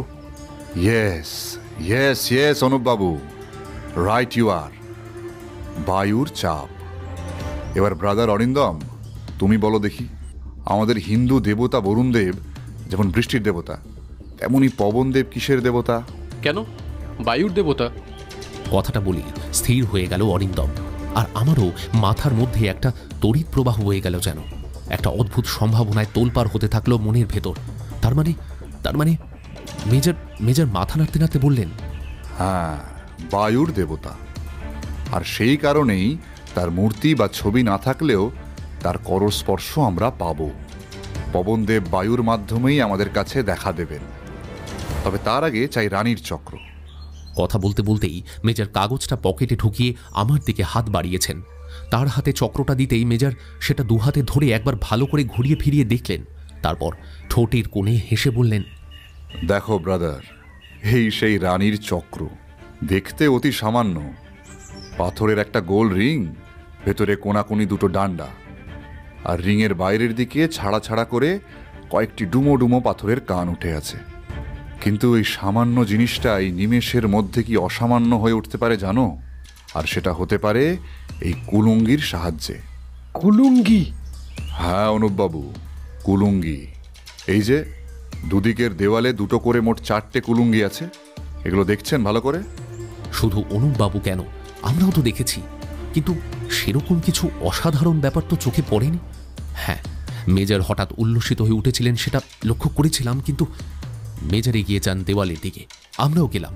মেজর বললেন, দেখুন অনুপবাবু, তোমরাও দেখো ব্রাদার, ভালো করে দেখো। প্রতিটি কুলুঙ্গির ভেতরে একটা গোল নকশা কাটা আছে, দেখছো? কিছুর সঙ্গে মিল খুঁজে পাচ্ছ কি? ভালো করে দেখো। এবার বেশ ভালো করে দেখি নকশাটা, তারপরেই মারাত্মক চমকে উঠি। আরে, এই নকশাটা তো হুবহু এই রানীর চক্রটার মতো। সেই একই সাইজের গোল রিং, ভেতরে কোনাকুনি দুটো খাল কাটা রয়েছে, যেন চক্রটা ওখানে বসালেই খাপে খাপে মিলে যাবে। চমকে মেজারের দিকে তাকাই। মৃদু হেসে মেজার বলেন, এই নকশাটা লক্ষ্য করেই এক নিমেষে আমার মাথায় দুর্গামূর্তির ওই চক্র ছবিটা এসে গিয়েছিল। সঙ্গে সঙ্গে রানীর চক্র কথাটাও পরিষ্কার হয়ে যায় আমার কাছে। আর তখনই নিশ্চিতভাবে অনুমান করে নিই যে চক্রটা ওই মূর্তির হাত থেকে যেভাবেই হোক নিশ্চয়ই খুলে ফেলা যাবে। তাই সঙ্গে সঙ্গে ছুটে যাই শিব মন্দিরে। আর তারপর কি হলো সেটা তো নিজেরাই চোখে দেখলে তোমরা। হ্যাঁ, দেখলাম বটে, কিন্তু এবার কি হবে? মেজর যেন আমার মনের কথাটাই পড়ে ফেললেন। তবে এবারেই হবে আসল পরীক্ষা। দেখা যাবে আমার অনুমানের জোর কতখানি। চক্রাবর্ত অর্থাৎ চক্রের আবর্তন বা ঘূর্ণন। সুতরাং এই 4টি কুলুঙ্গির কোনো একটায় চক্রটা বসিয়ে সেটা ঘোরালেই। ঘরের পূর্ব দিক আর পশ্চিম দিক, এই দুটো দিকের দেওয়ালেই আছে কুলুঙ্গি। পূর্ব দিকটা হলো ব্রাহ্মণান মন্দিরের দিক। মেজর কথা বলতে বলতে সেই দিকের একটা কুলুঙ্গির ভেতরের দেওয়ালে চক্রটা সেট করলেন। তারপর একবার বাঁ দিকে একবার ডান দিকে ঘোরানোর চেষ্টা করলেন, কিন্তু কিছুই হলো না। এবার দ্বিতীয় কুলুঙ্গিতে আমরা নিঃশ্বাস বন্ধ করে অপেক্ষা করছি, কিন্তু না, সেখানেও কিছু দেখা গেল না। মেজর এবার পশ্চিম দিকের দেওয়ালের দিকে গেলেন। এদিকের বাইরে কিছু নেই। ব্রাহ্মণান মন্দিরের সীমানা এদিকে শেষ, তারপর সীমানার বাইরে আছে সেই ওপাক নদী। মেজর সেদিকের প্রথম কুলুঙ্গিতে চক্রটা বসালেন, আবার ঘোরাবার চেষ্টা করলেন, একবার দুবার, কিন্তু কোথায় কি? পাথর তো যে কে সেই নিরেট আর অনর। মেজর ঘুরে আমাদের দিকে তাকালেন। তার কপালে বিন্দু বিন্দু ঘাম জমেছে। টেনশনে আমাদেরও ঘাম দিচ্ছে। তাহলে কি সব চেষ্টায় বৃথা হয়ে গেল? মেজরের অনুমান যুক্তি সব ভুল। এবার শেষ কুলুঙ্গি। বেদির দিকে থাকা কুলুঙ্গিটার দিকে এগিয়ে গেলেন মেজর। চক্রটা ধীরে ধীরে সেট করলেন ভেতরের দেওয়ালে। তারপর মাঝের ডান্ডা দুটো ধরে চক্রটা ডান দিকে ঘোরাতেই সবাই একসঙ্গে চমকে উঠলাম। অবাক বিস্ময় দেখি মেজরের হাতের টানে চক্রটা আস্তে আস্তে ঘুরে যাচ্ছে, সেই সঙ্গে কুলুঙ্গির ভেতরের দেওয়ালটাও ঘুরছে। এবার দেওয়ালের ভেতরে একটা ঘর ঘর করে শব্দ হলো। তারপর সে এক আশ্চর্য কাণ্ড। দেওয়ালের কোণের দিকে বেদির বাঁ পাশে মাটিতে একটা মস্ত পাথরের চাঙড় যেন হঠাৎ খুলে গিয়ে ঢুকে যেতে লাগলো মেঝের মধ্যে। আর সেই জায়গায় জেগে উঠল একটা চৌকো গর্ত। মেজরের হাতে চক্রটা ঘুরতে ঘুরতে পুরো একটা পাক ঘোরার পর আটকে গেল। আর সেই সঙ্গে মেঝের পাথরটাও পুরোপুরি ভেতরে ঢুকে গিয়ে সম্পূর্ণভাবে খুলে দিল গর্তের মুখটা। কি অদ্ভুত, কি অভাবনীয়! আমরা তড়িঘড়ি এসে দাঁড়ালাম গর্তটার মুখে। দেখলাম তার ভেতরে ধাপে ধাপে পাথরের সিঁড়ি নেমে গেছে নিচের দিকে। একজন মানুষ কোনো রকমে নিচু হয়ে সেখান দিয়ে নামতে পারবে, কিন্তু সেই অতলে নিঃসীম কালো অন্ধকার, একটা অজানা রহস্য যেন ঘাপটি মেরে রয়েছে সেখানে। ইতিমধ্যে মেজর এসে দাঁড়িয়েছেন আমাদের পিছনে। একবার উঁকি মেরে গর্তের ভিতরটা দেখে নিয়ে বললেন, তাহলে এই হলো সেই নদীর রুদ্ধপথ, যা অবশেষে মুক্ত হলো পবনদেবের করস্পর্শে। আমরা সবাই এখন সে ধাঁধার মানে বুঝতে পেরেছি। চক্রের আবর্তনের ফলে পাথরের দেওয়ালের ভেতর বিশেষ কোনো কবজা খুলে গেছে, আর বাইরের বায়ুর চাপে পাথরের দরজা খুলে গিয়ে ঢুকে গেছে ভেতরের দিকে। অর্থাৎ সেটাই হলো বায়ুর দেবতার পবনদেবের হাতের স্পর্শ।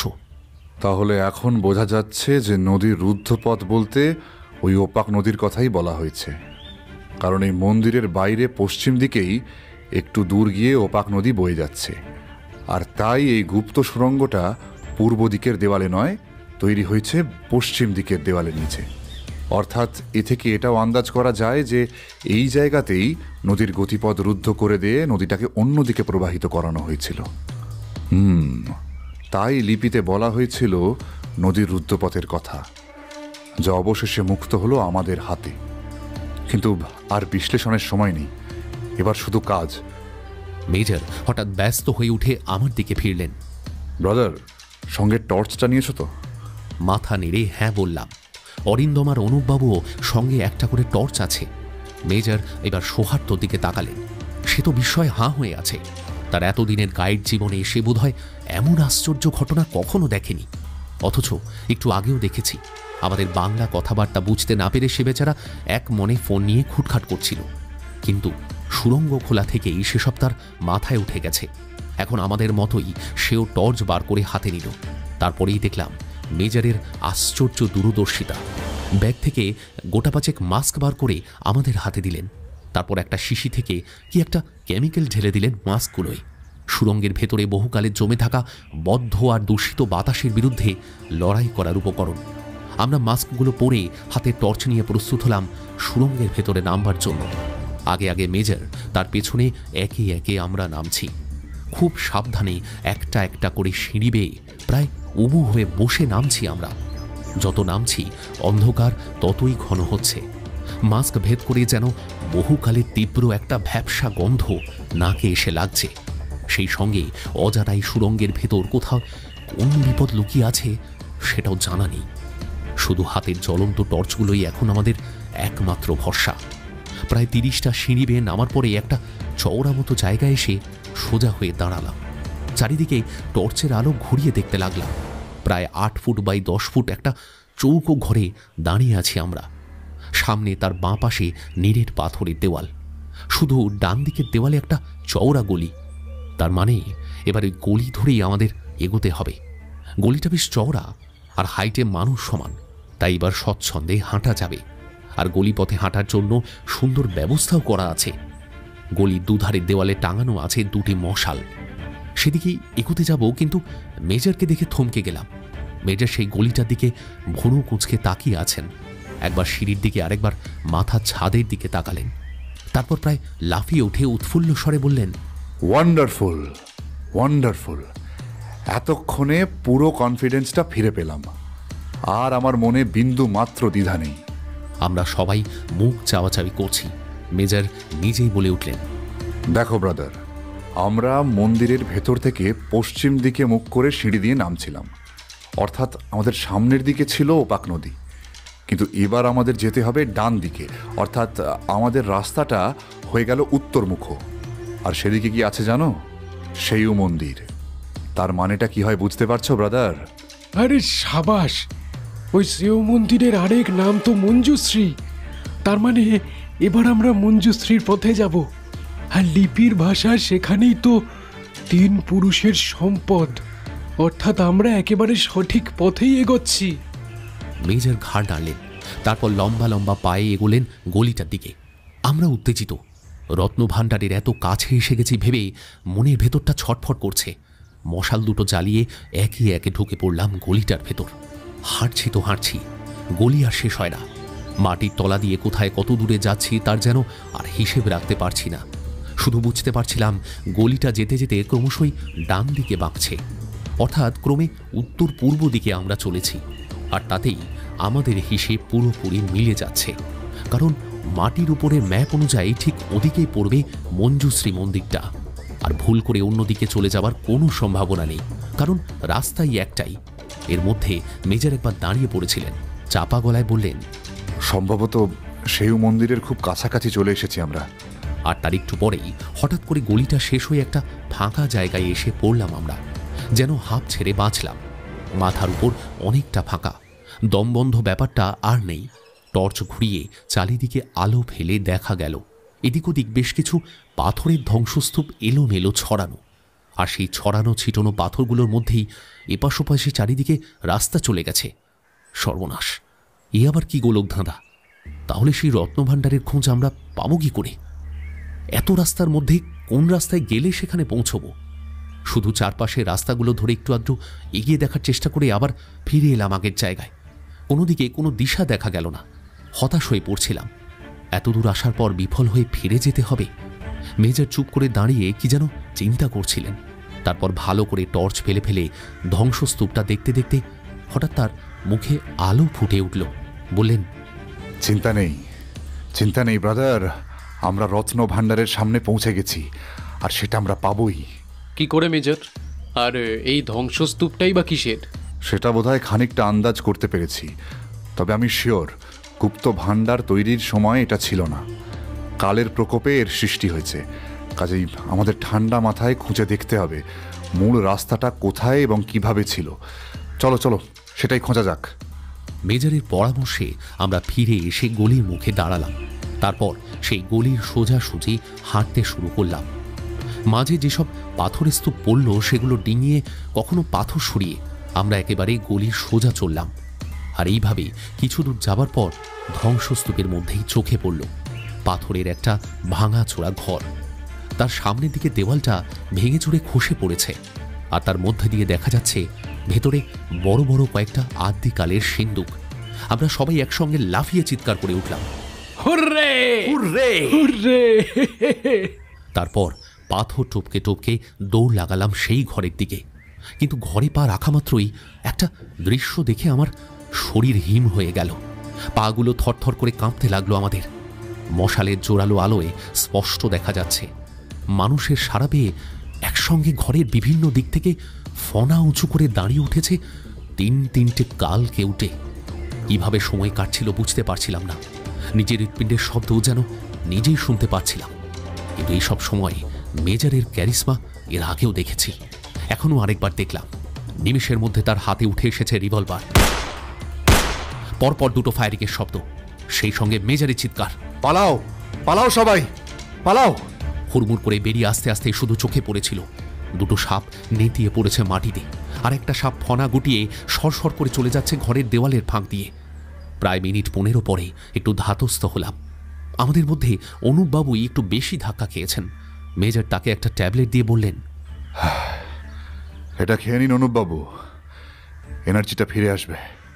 অনুপবাবু ট্যাবলেটটা হাতে নিয়ে বললেন, আজ আপনি আমাদের সবার প্রাণ বাঁচালেন মেজর। My pleasure. তবে একটা জিনিস ভেবে আমার খুব লজ্জা লাগছে জানেন। এই ব্যাপারটা আমার অনেক আগেই বোঝা উচিত ছিল, পারিনি।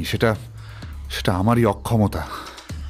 ওই যে লিপির সংকেতের লাস্ট লাইনটা, ওখানে বলেছিল না, মঞ্জুশ্রীর পথে 3 পুরুষের সম্পদ নিয়ে অপেক্ষায় রইল মহেশ্বরের সঙ্গীরা। এই এই মহেশ্বরের সঙ্গীরা মানে যে বিষধর সাপের দল হতে পারে সেটা একেবারেই মাথায় আসেনি। এক মুহূর্ত চুপ করে রইলেন মেজর, তারপর নিঃশ্বাস ফেলে বললেন, যাক, সব ভালো যার শেষ ভালো। চলো এবার সম্পদগুলো দেখা যাক। আমরা উঠলাম।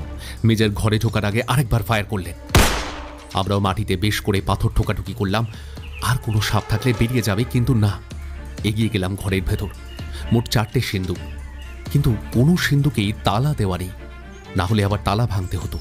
এবার আমরা এক এক করে সব সিন্দুকের ডালা তুলে ফেললাম। ভেতরে স্তূপাকার করে রাখা হিরে মুক্ত নানা অলংকার আর দামি দামি পাথর, চুনি, পান্না, হিরে থেকে কিছুই বাদ নেই সেখানে। দেখতে দেখতে চোখ ধাঁধিয়ে যাচ্ছিল। কত কোটি টাকার সম্পদ যেখানে যুগ যুগ ধরে পড়ে আছে ভাবতে গিয়ে চমকে উঠছিলাম। আর ঠিক সেই সময় কানে এলো পায়ের শব্দ। হুড়মুড় করে কয়েকটা লোক এসে দাঁড়িয়ে পড়ল ঘরের সামনে। প্রত্যেকের হাতে আগ্নেয়াস্ত্র, আর তাদের একদম সামনেই রয়েছে সেই 2টো লোক যারা আমাদের ফলো করছিল সকাল থেকেই।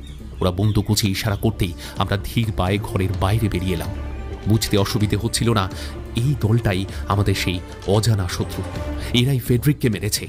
অনুপবাবুর বাড়ির গেটে জিম্পি জিম্পি লতা ঝুলিয়েছে, আর আসল শিলালিপি এখন এদেরই হাতে। কিন্তু শিলালিপি হাত করতে পারলেও সংকেতের মানে বুঝতে না পেরে আমাদের পেছনেই লেগেছিল এরা, আর ফলো করে করে অবশেষে এখানে পৌঁছে গেছে। কিন্তু এরা কারা? এদের উদ্দেশ্য বোঝা যাচ্ছে, কিন্তু আসলে এরা কে? মেজর বলে উঠলেন, এসো এসো, তোমাদেরই অপেক্ষা করছিলাম এতক্ষণ ধরে। কি সৌহার্দ্য, তোমার বন্ধুদের আপ্যায়ন করবে না? চমকে উঠলাম। সৌহার্দ্যর বন্ধু মানে? তাকে দেখি তার চোখ মুখ কেমন ফ্যাকাশে হয়ে গেছে। তার মানে সেও আশা করেনি ব্যাপারটা। মেজর আমার দিকে তাকিয়ে মৃদু হেসে বললেন, আহা, চমকে ওঠো না ব্রাদার। প্রথম থেকেই আমি জানতাম যে সৌহার্দ্যই হলো সেই মিডলম্যান যার মাধ্যমে শিলালিপির খবর পাচার হয়েছে। কারণ অনুপবাবুর সঙ্গে থাকা অশিক্ষিত কুলিরা কিছু বুঝতে না পারলেও একজন ছিল যে সবটাই বুঝেছিল, আর সে হলো এই দোভাষী সৌহার্দ্য। তাই তার মাধ্যমেই যথাস্থানে খবরটা পৌঁছে গিয়েছিল, আর তারপরে শুরু হয়েছিল তাদের কার্যকলাপ। কিন্তু সেই মাথাটি কোথায় সৌহার্দ্য, যাকে তুমি মন্দির চত্বরে দাঁড়িয়ে ফোন করছিলে, একটু আগেও যাকে মেসেজ পাঠাচ্ছিলে? তোমার সেই অন্নদাতা কোথায়? মেজরের কথা শেষ হতে না হতেই যে লোকটা পাথরের আড়াল থেকে বেরিয়ে এলো তাকে দেখে ভীষণ চমকে উঠলাম। Mister Lucas. হাতে রিভলভার দোলাতে দোলাতে এগিয়ে এসে মিস্টার লুকাস বললেন, আপনার বুদ্ধির তারিফ না করে পারছে না মিস্টার কাপুর। বিশেষ করে এই সম্পদ উদ্ধার করে আপনি আমার যে উপকার করলেন তা আর বলার নয়। আপনি ছাড়া আর কেউ হয়তো এই সংকেতের মানে বুঝতেই পারত না, ফলে আমার সম্পত্তি আমার কাছে ফিরেও আসতো না। Thank you very much mister Kapoor.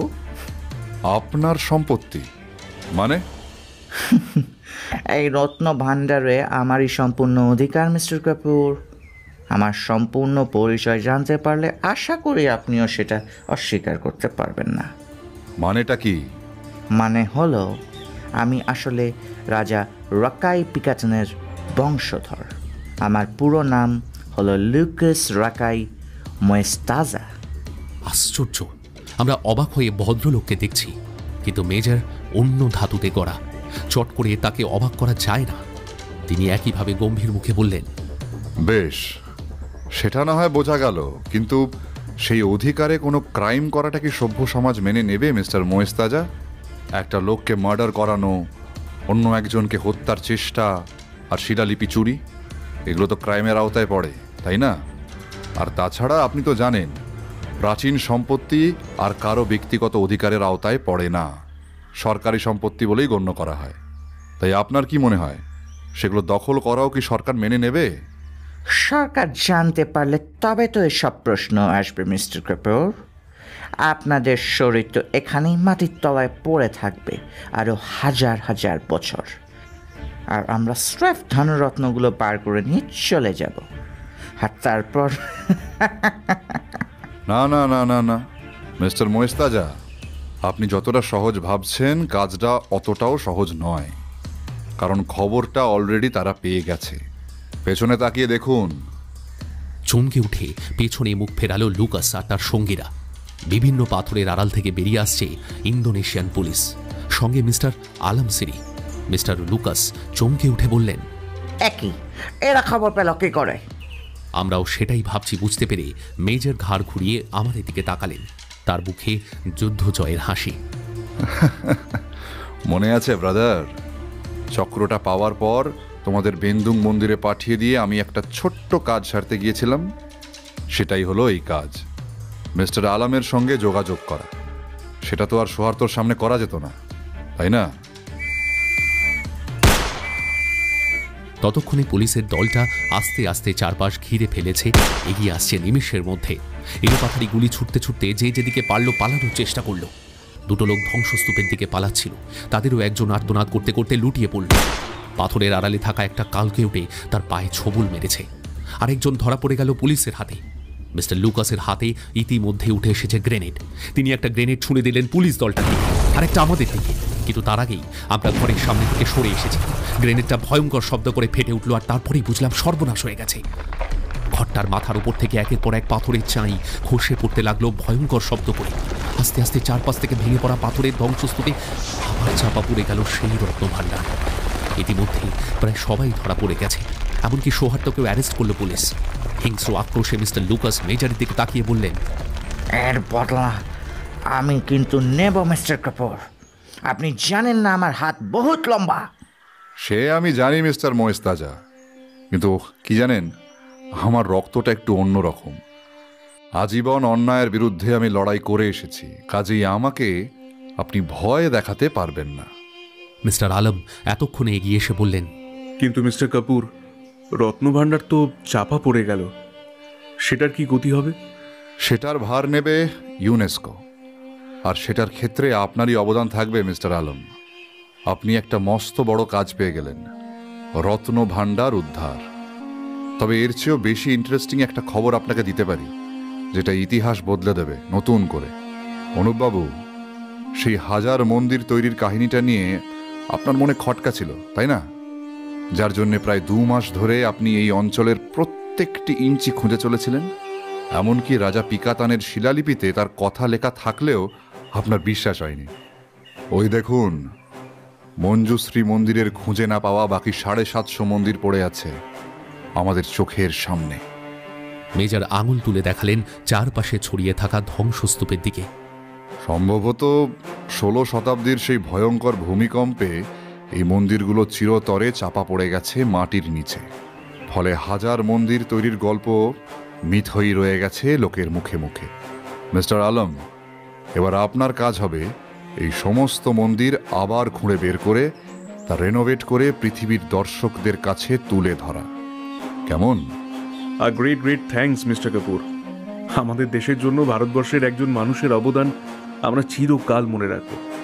Thanks again. দুজনে করমর্দন করলেন আন্তরিক ঘনিষ্ঠতায়।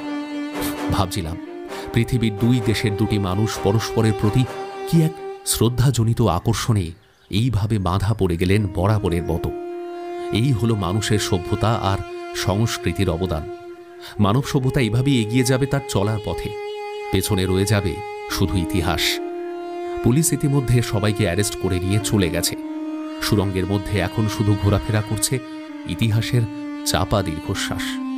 চারপাশের ধ্বংসস্তূপ দেখতে দেখতে সেই দীর্ঘশ্বাসের শব্দ যেন শুনতে পাচ্ছিলাম। মনের মধ্যে ঘনিয়ে উঠছিল একটা অদ্ভুত অনুভূতি। 1200 বছর আগের সেই রাজকীয় পরিবেশ, সেই জমকালো দিনগুলো যেন অস্পষ্ট ছবির মতো ঘোরাফেরা করছিল চোখের সামনে। কোথায় যেন দুন্দুবি বেজে উঠছিল। তার পাশাপাশি একই সঙ্গে কানে আসছিল মন্দিরের ঘণ্টার শব্দ। নাকে ভেসে আসছিল ধূপ ধুনো ফুলের সম্মিলিত গন্ধ।